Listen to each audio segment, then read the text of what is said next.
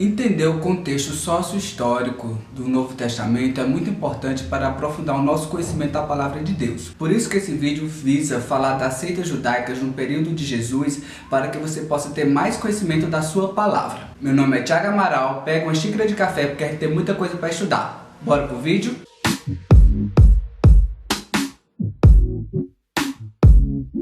O judaísmo era uma seita que se baseava no Velho Testamento, principalmente nos 5 livros escritos por Moisés: Gênesis, Êxodo, Levítico, Número e Deuteronômio. Eles aguardavam a vida do Messias, do Cristo. Esse conhecimento todos nós temos, só que tem um detalhe que muitas pessoas não sabem.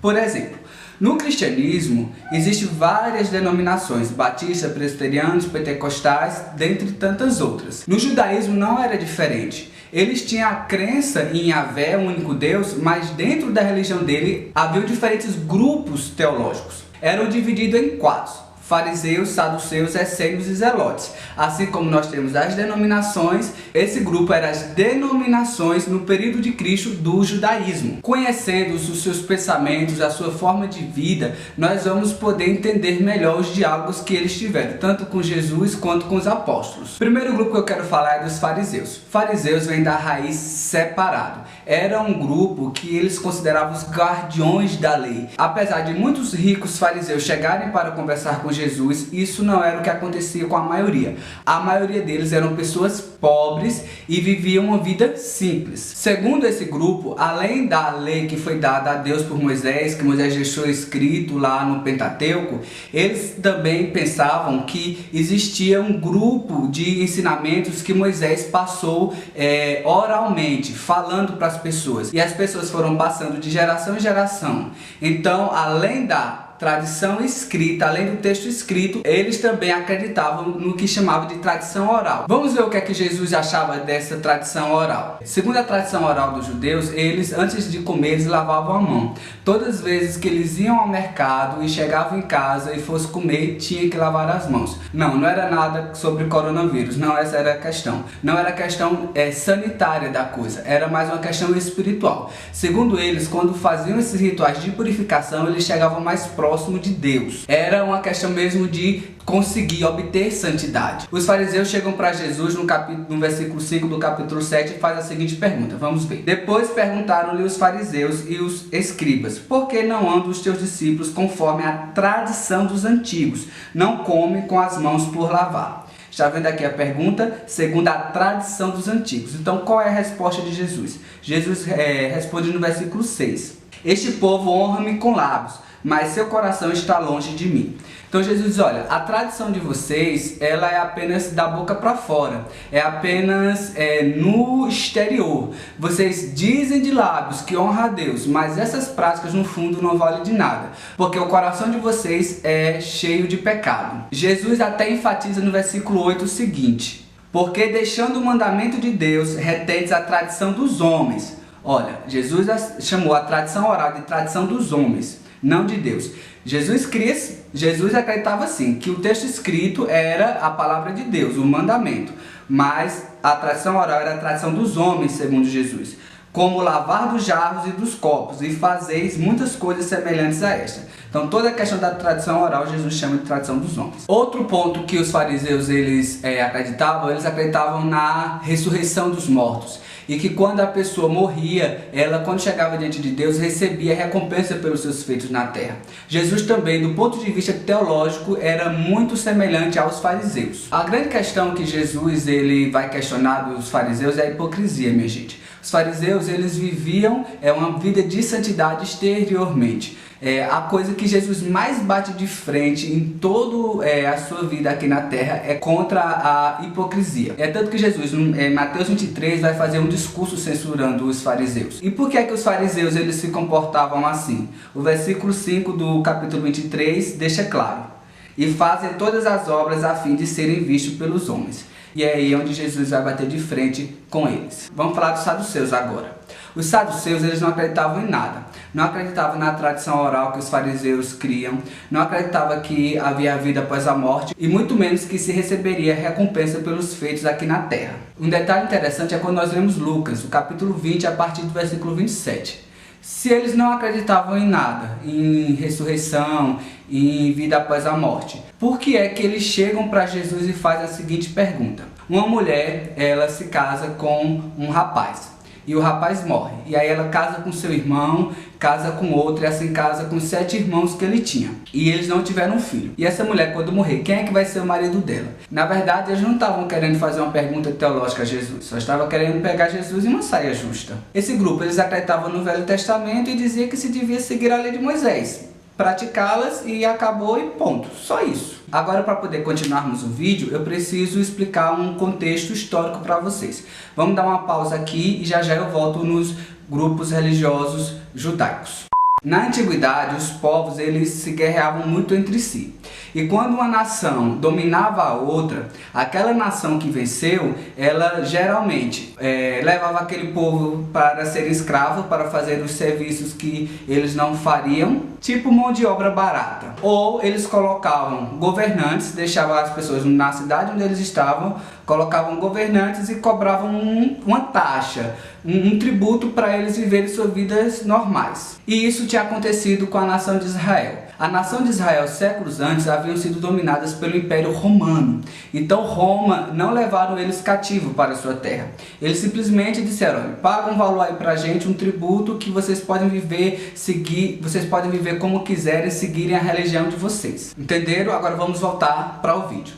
Então os saduceus, eles tinham muita ligação com o Império Romano. Eles eram os mais ricos. Enquanto que os fariseus, eles eram os mais pobres, eles faziam parte da classe aristocrata, da burguesia. Tinham muita ligação política com os romanos. É tanto que o levantamento de provas, aquele tribunal que fizeram ali para crucificar Jesus e a sua crucificação foram feitas todas pelos saduceus, porque eles também dominavam os altos cargos no templo. Agora vamos falar dos zelotes. Os zelotes, eles faziam parte dos fariseus. Eles, do ponto de vista teológico, não tem nenhuma divergência. O qual é que divergem eles dos fariseus? Os zelotes, eles não aceitavam o domínio romano. Eles achavam que pagar um tributo era a mesma coisa que ser escravo. Eles queriam a todo custo tomar o poder da mão dos romanos e retornar de novo a Israel. Isso é Esparta.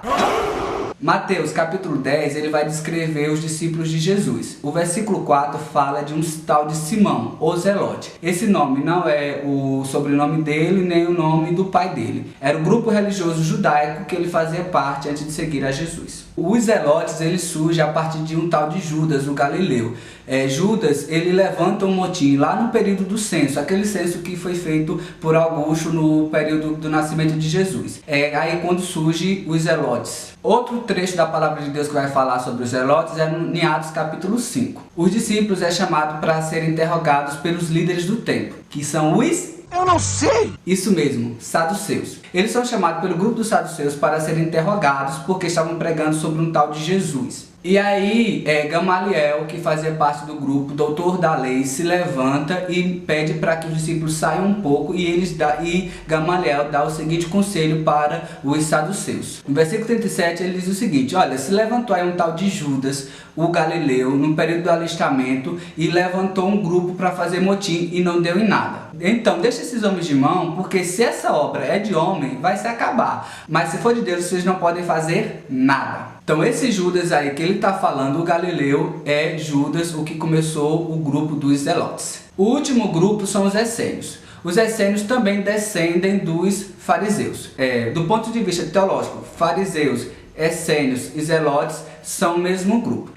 O oposto deles vai ser os saduceus, que não creem em nada, só praticam a lei de Moisés. Mas todos esses acreditam que há vida após a morte, que há recompensa pelos feitos aqui na terra e acreditam na tradição oral. Diferentemente, os essênios, eles achavam que o judaísmo havia sido corrompido. Eles não aceitavam a adoração no templo nem os sacrifícios. Eles viviam afastados da cidade, em comunidades fechadas. Viviam em regiões montanhosas, distantes de tudo e de todos. Lá eles faziam práticas de purificação diária e tinham uma vida bastante austera. Muitos deles nem se casavam. E outros tantos que se casavam evitavam ter contato com sua esposa. Eles eram tipo o grupo mais hippie. Enquanto os zelotes eram os anarquistas, eles eram os tipos hippies, os que não aceitavam o poder, os que não aceitavam viver sobre domínio, sobre poder e viviam isolados em comunidades fechadas, fora da sociedade. É por isso que quando você estiver lendo o Novo Testamento, você não vai ver nenhuma citação dos essênios, porque como eles viviam em comunidades isoladas,